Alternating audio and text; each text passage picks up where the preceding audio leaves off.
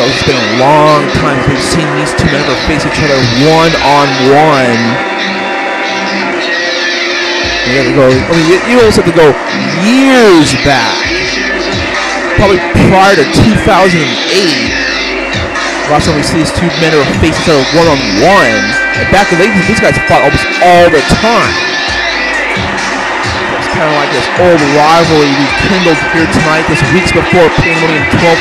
These men go in their respective matches on the card. Oh! On his way to the ring, representing the Lost Society from Battleground, Washington, who's the world's greatest warrior, E.Goman. Because of the history between these two men, the very nature of how their rivalry, you're not going to see. This is why you don't see Rabbit or Gunter Wolf in the corner of E.Goman here tonight. It's one-on-one, strictly business. See the better man still is. And there we go. It's going to be kind of weird to see how the dynamic of this match is going to change based on how it was the last time we two men were feuding, because the one thing that has changed indeed in these two men is the obvious. The fact that Mitch Waterson is going to be somewhat more cocky and arrogant than he used to be. That's why we see him taunting right here instead of taking advantage of the fight when he's going with the rock right there. Well, just like Yuri Lowell earlier tonight, Mitch Waterson has a huge opportunity here tonight to get a win, get some momentum going into Pandemonium. He has a huge match, a huge tall order ahead of him to face E.Goman. And just think, look at this follow-up pin here, barely even a 1 count. And so far, Yuri has all the momentum, and surprisingly, Murphy Law, of all people, actually does not have the momentum. Earlier, based on how he got the pink slip by the enforcer Nick Willis earlier tonight. Yeah, but Murphy Law, I mean, earlier time, he did bring up a valid point. I mean, obviously, the enforcer can't force, no one can force anybody to do anything with their master, because when you have the master, you have all the power. If anyone intervenes with someone's wish or commanding the master, they are the one that gets fired. That's the rules. But obviously that was thrown out the window because the enforcer stole the master ring from Murphy Law. So now that ring will be held inside a briefcase, suspended 20 feet over the ring at Pandemonium 12. Where 3 men will do battle to compete over that final wish on the master ring, and then will then, presumably, use the ring to use a final wish there on the spot at the conclusion of that huge TLC matchup. And of course, folks, that won't be the only time we've seen a triple threat TLC match at Pandemonium. Of course, the first time we saw one was actually at Pandemonium 4 between Vicious, Lord Magma, and Luke Fowler. They were fighting over to see who would indeed take ownership over Big Brother, the old faction back in the day.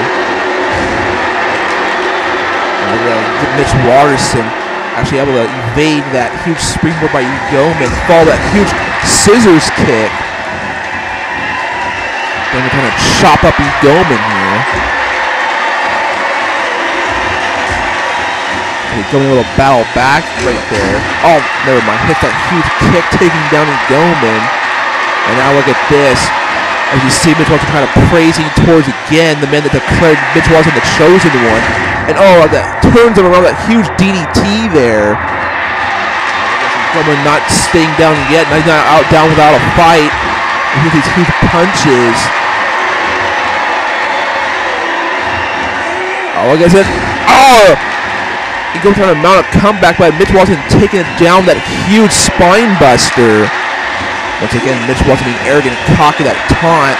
And oh my! That huge DDT from that Death Valley driver position. I don't know what Mitch Waterson calls that. Kind of similar to the Pandemonium Cyclone almost, with a different impact. Whatever he calls it, it's effective because he gets the win against E.Goman in almost record time. Man, it's like Mitch Waterson's will and desire to win here tonight has been elevated. Now he knows on the card that this is Pandemonium, and then he did a high-stakes matchup, unlike last year. It was a tag team match with the Fool Killer. I mean, let's look at this. A huge swinging DDT taking down E.Goman. That was almost the beginning of the end here. E.Goman trying to mount a comeback into no avail. As you see, look at that. A modified Pandemonium side push, like almost barred it from the Destroyer, it seems. Turns over E.Goman. 1, 2, and 3, and there you have it, folks. The Chosen One is proving what they call him, the Chosen One. Here's your winner, Mitch Waterson. And folks, after this win, we're the Chosen One, Mitch Waterson. Will he meet his destiny at Pandemonium 12? Will he have his moment? Will he finally get the match he's been vying for the last 6 months? We'll have to wait until Pandemonium. But until then, let's go back to with the Higgins.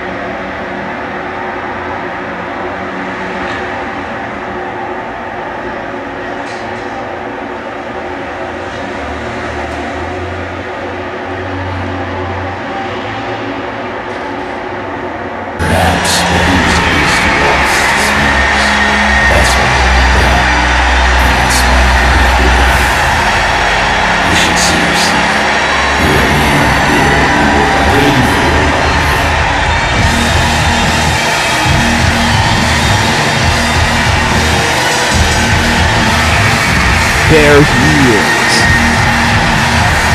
The last 2 years he's been calling himself the true phenom of the UWA. Vicious. Everything you see about him is almost cloaked in mystery. Everything about his stature, his intentions here in the UWA. Of course, when the Enigma showed up back at Claim to Fame, ever since then he was making Vicious his past clear as day here in UWA. It didn't take long for us to find out that the Enigma and Vicious, their past were intertwined almost 15 years ago, even prior to coming to UWA. But we found out that both the Enigma and Vicious were part of the Red Dragon organization, a crime syndicate. We found out at least 2 of them were almost rivals in that organization. But when the Enigma came to the UWA first back in 2001, he tried to make a career for himself. He didn't take long for him to take Vicious's name and likeness. But then when the Enigma back then was called Vicious, when he took a hiatus for 2 years back at Pandemonium 9, this man, the Vicious, came in and tried to take Vicious's, the Enigma's look and his career, his accolades and that he accomplished in his career, trying to make a career for himself, just like what the Enigma did for Vicious back in 2001. And of course, these 2 men actually hate each other because of it. And so far, we've seen the Enigma issue the head games on the Vicious. Now that we know these two will be facing each other at Pandemonium 12-1-1, declare who truly is the true phenom here in the UWA.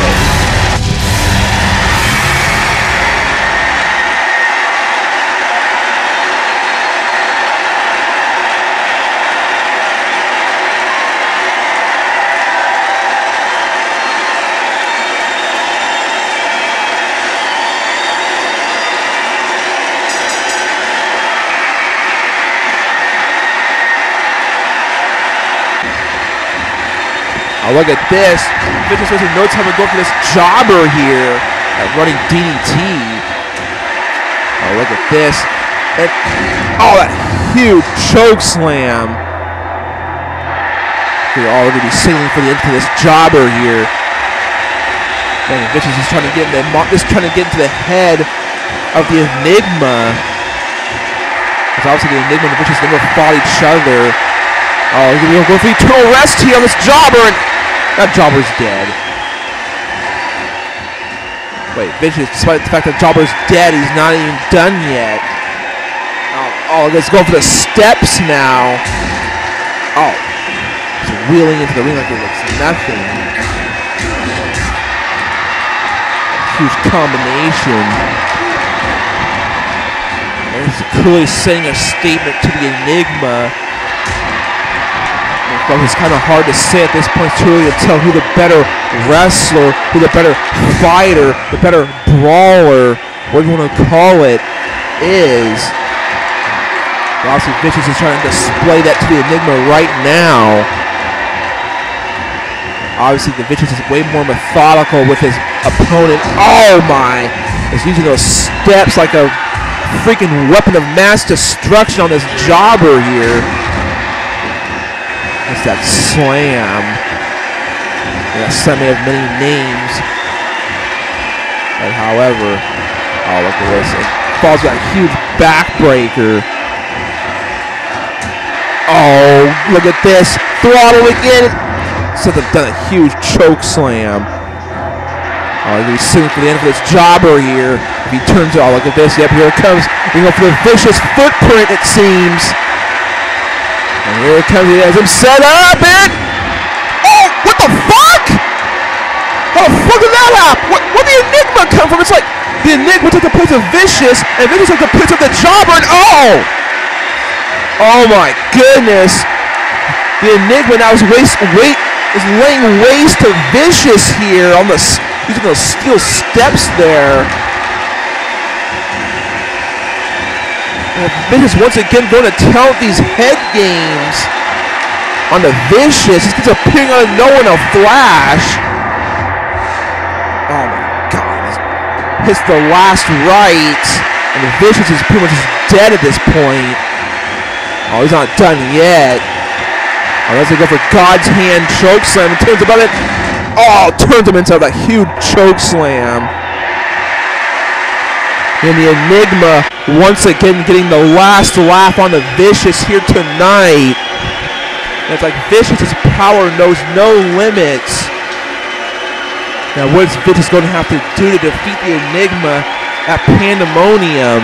That's what we see what type of mind games that the Enigma can deal out to his opponents here tonight. That's what makes the Enigma so damn dangerous. Well, folks, this is a little less than a month away.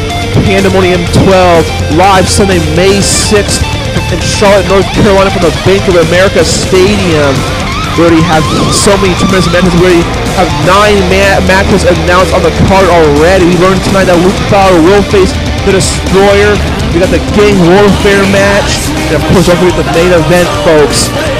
Planet X facing Rampage Relay Championship with Brock Lesnar, the special outside enforcer. Don't forget the Space Cowboys, the Franchise Nation, and a winner-take-all match to declare the first ever the Full House champion. Don't miss Pandemonium.